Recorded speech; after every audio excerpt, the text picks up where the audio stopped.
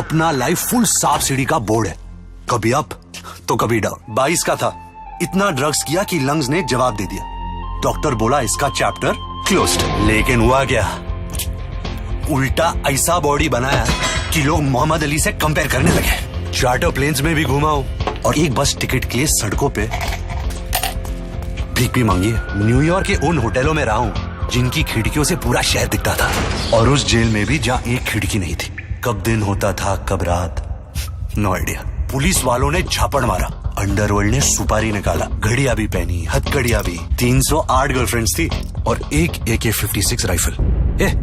क्या बीच में से स्टोरी सुना रहा है? शुरू से शुरू करते।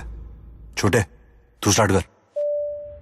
देवियों और सजनों, कुर्सी की पेटी बांध लीजिए, मौसम बिगड़ने वाला है।